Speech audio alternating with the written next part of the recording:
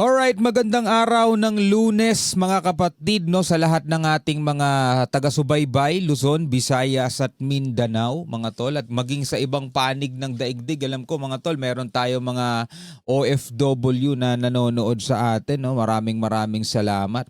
So meron tayong pag-uusapan ngayon, mainit na balita ito mga tol no dahil tinanggal bilang PNP chief no si General Torre mga tol. Ito'y napakamalaking usapin ngayon no.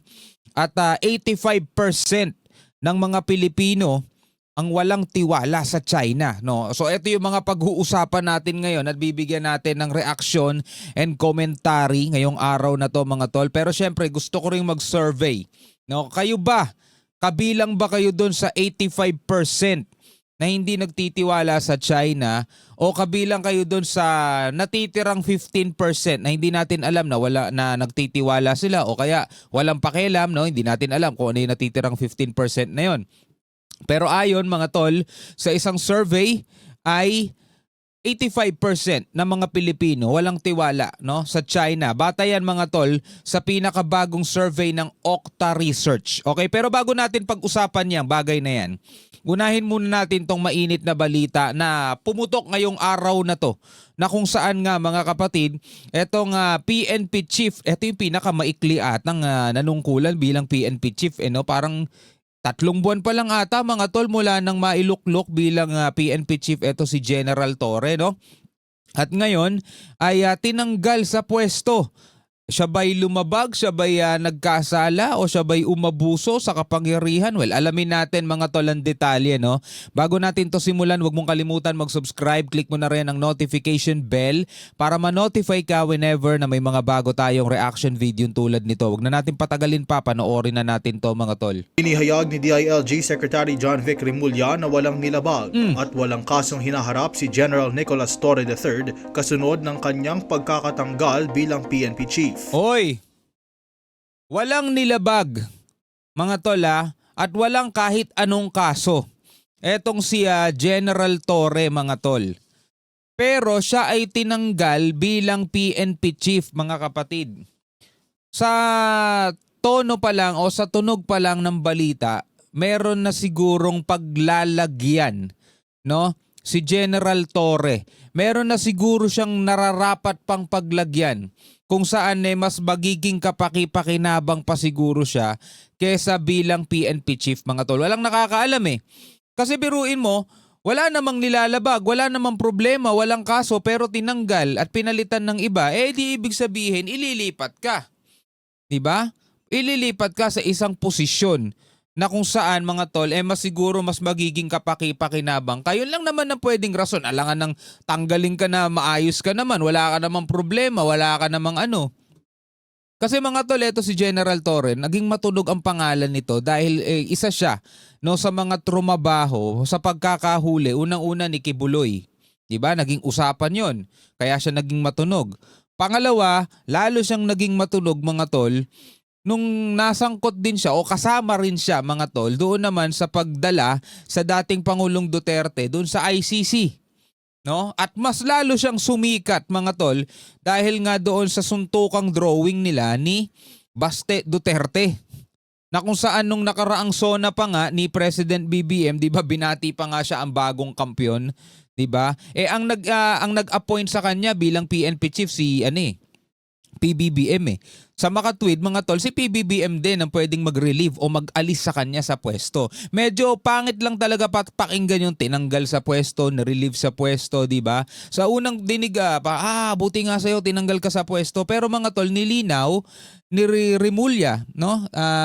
DILG Secretary John Vic Remulla, na walang nilabag, no? Walang kasong hinaharap si General Nicolas Torre III kasunod ng kanyang pagkakatanggal bilang PNP chief.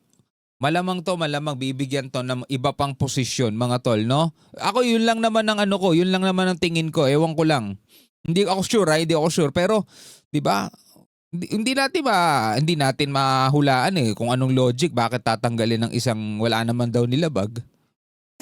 Ayon pa kay Remulla, hindi naging madali ang naging pasya ni Pangulong Bongbong Marcos pero ginawaan niya ito para masiguro at panatilihing maayos ang lagay ng seguridad ng bansa. Inanunsyo din niyang papalitan si Torre ni Police Lieutenant General Jose Melencio Nartates na siyang second in command ni Torre noong siya pa ay PNP chief. Okay, so hindi ito masyadong kilala unlike Torre, no? Kasi normally kadalasan mga kapatid, yung mga nahahalal bilang, hindi naman nahahalal naa-appoint, no, bilang mga PNP chief, medyo nagiging matunog talaga. Pero eto, ngayon ko pa lang siya narinig. Siguro dahil hindi naman ako masyadong sa kanila, no. Pero eto na ngayon yung bagong PNP chief. Kay General Torre, hindi natin alam kung ano ang kanyang next mission, mga tol. Samantala, sinabi din ni Remulla na posibleng may panibagong posisyon na nakalaan para kay Torre. Yun na nga di ba? O, umpisa pa lang Matatandaang napabalita ang umano'y iringan ng PNP at NAPOLCOM dahil sa balasahan ng ilang opisyal na ayon kay Remulla ay isa rin daw sa mga isinalang-alang ni Marcos sa kanyang desisyon na tanggalin si Torre. Meron tong paglalagyan, siguro much better kesa sa kanyang posisyon, o masyado nang maingay si General Torre diyan, masyado na siyang, alam mo yon, makontrobersya, no? Well, abangan na lang natin mga tol sa mga susunod kung ano mangyayari diyan. Ngayon, talakayin natin eto nga isa pang balita mula naman dito sa UNTV. Eto na.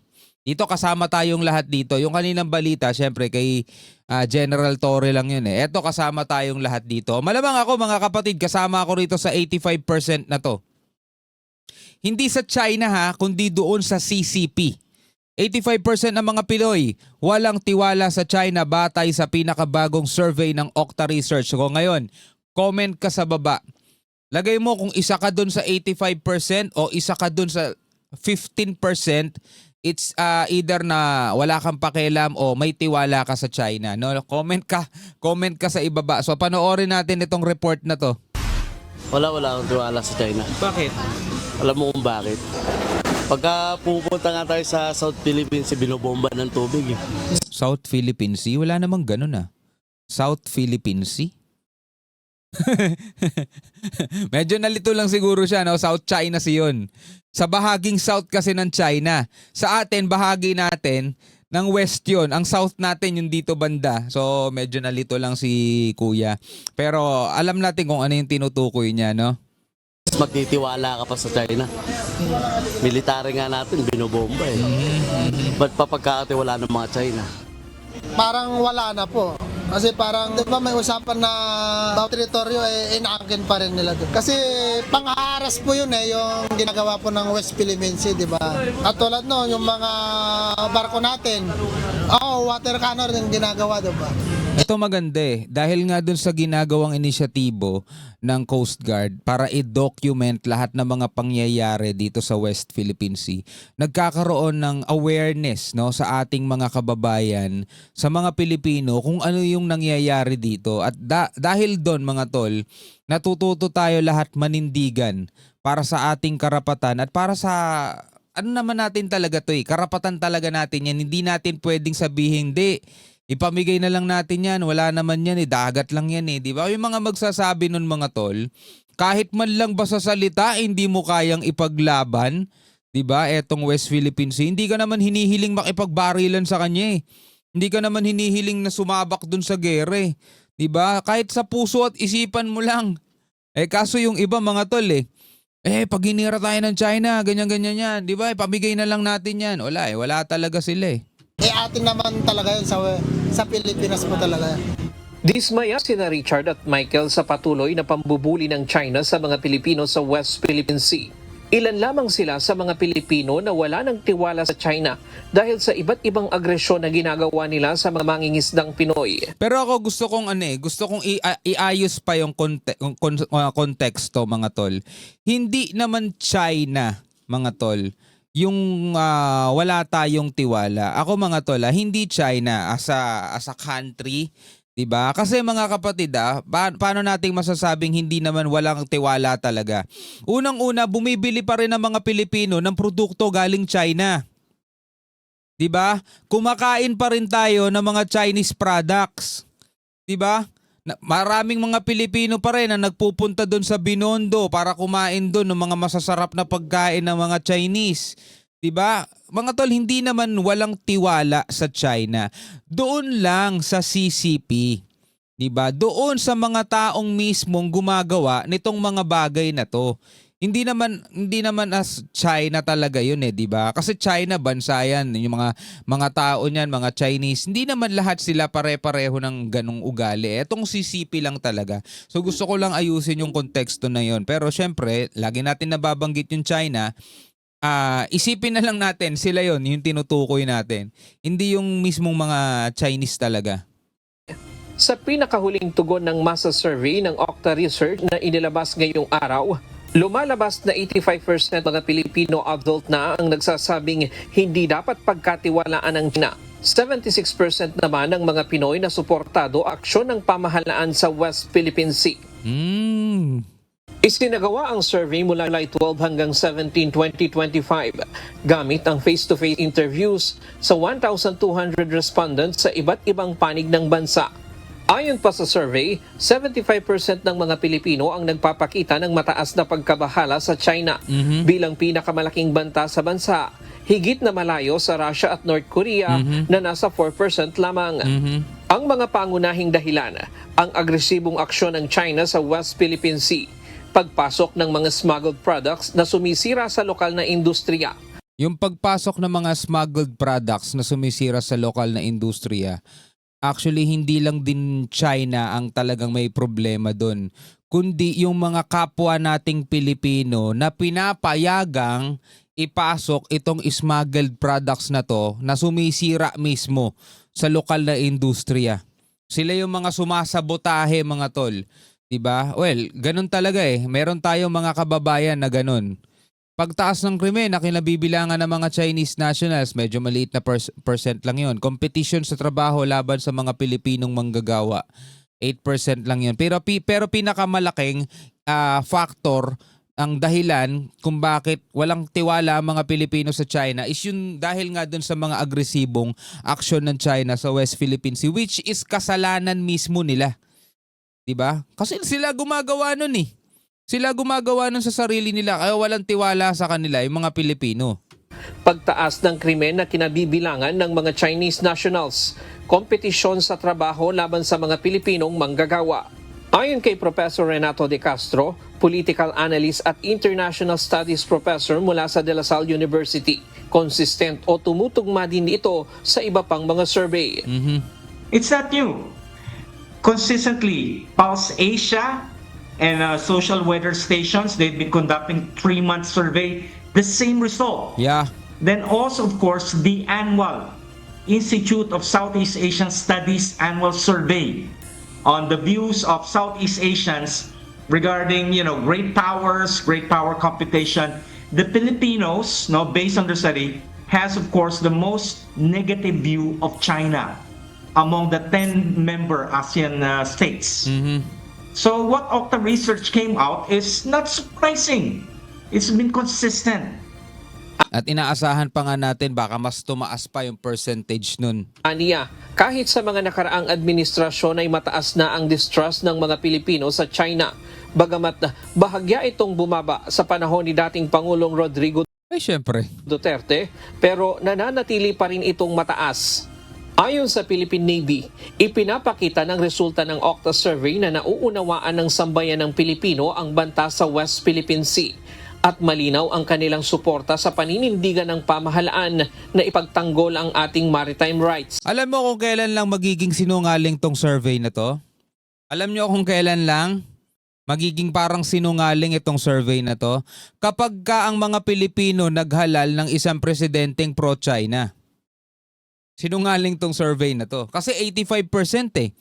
85 ng mga tao o 85% ng mga Pilipino walang tiwala sa China. So bakit naman sila maglalagay ng tao na mamumuno sa ating bansa, 'di ba? Napapit ng China o natuta ng China, 'di ba?